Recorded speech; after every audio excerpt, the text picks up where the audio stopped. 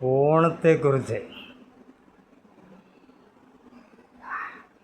ആഘോഷിച്ചാലും ഇല്ലെങ്കിലും ഈ ക്രിസ്ത്യാനികളിൽ ചില വിവരമില്ലാത്തവന്മാർ ചില വീഡിയോ ചെയ്യുന്നുണ്ട്. മാവേലിയെക്കുറിച്ച് അതിപ്രസംഗ രൂപത്തിൽ പറഞ്ഞ് ഉള്ള വീഡിയോ.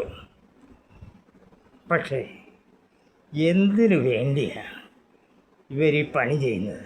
കത്തോലിക്ക സഭയെ മൊത്തം അധിക്ഷേപിക്കണമെന്ന് എനിക്ക് ആഗ്രഹമില്ല. പക്ഷെ ഞാനൊന്ന് നിങ്ങളോട് പറയാം. നിങ്ങൾ നിങ്ങളുടെ സഭയിലെ ആൾക്കാരെ പറഞ്ഞ് മനസ്സിലാക്കി നിലയ്ക്ക് നിർത്തുക. ഇത് പറയാൻ കാരണം, നിങ്ങളുടെ ആൾക്കാർക്ക് ബൈബിളിൽ പറയുന്നത് മാത്രമേ അറിയത്തുള്ളൂ. എന്നാൽ ബൈബിൾ എന്താണെന്ന് എന്നെപ്പോലുള്ളവർക്കറിയാം. പുരാണ ഗ്രന്ഥങ്ങളിൽ നിന്നും പല ഗ്രന്ഥങ്ങളിൽ നിന്നും അവിടുന്നും ഇവിടുന്നും എല്ലാം ശേഖരിച്ച് ഒന്നാക്കി ഒരു കഥയുണ്ടാക്കി.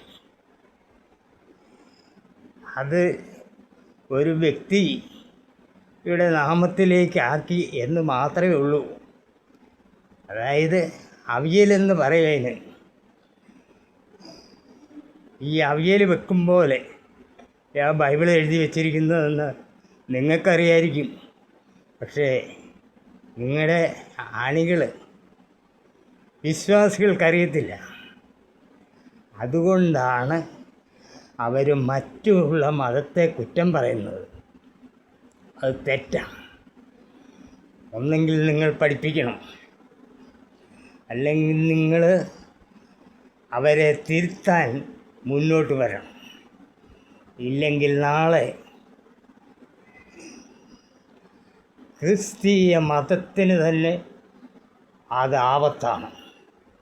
കാരണം ഉള്ളത് ഞാൻ തുറന്ന് തന്നെ പറയുകയാണ്. ഇപ്പോൾ നിങ്ങൾ തന്നെ നിങ്ങളുടെ സഭകളെ ഇല്ലായ്മ ചെയ്യുന്നു. നിങ്ങൾ സഭയെയും സഭയുടെ കാര്യങ്ങളും സഭാവിശ്വാസികളെയും നോക്കേണ്ട നിങ്ങൾ ഇപ്പം നാട്ടിലും കലാപം സൃഷ്ടിക്കാൻ ഇറങ്ങി പുറപ്പെട്ടിട്ട് കുറേ കാലങ്ങളായി.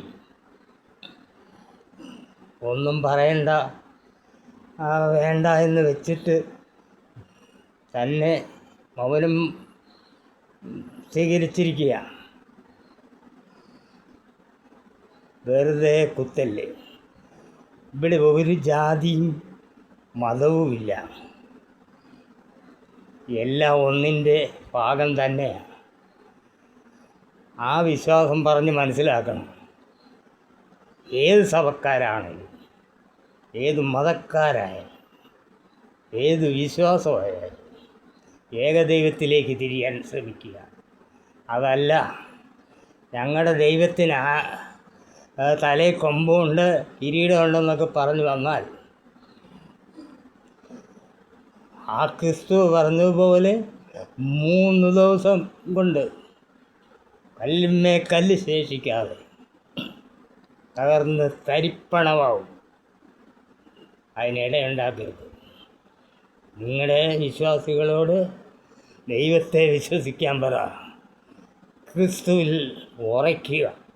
അതെങ്ങനെയാണെന്ന് പറഞ്ഞ് മനസ്സിലാക്കുക. മറ്റുള്ള മതത്തെ കുറ്റം പറയണ്ട, പറയാനുമല്ല. അത് ശരിയല്ല. അതുകൊണ്ടാണ് മനുഷ്യനായി മനുഷ്യനെ കാണുക, സ്നേഹിക്കുക, അംഗീകരിക്കുക. തൽക്കാലം നിർത്തുന്നു.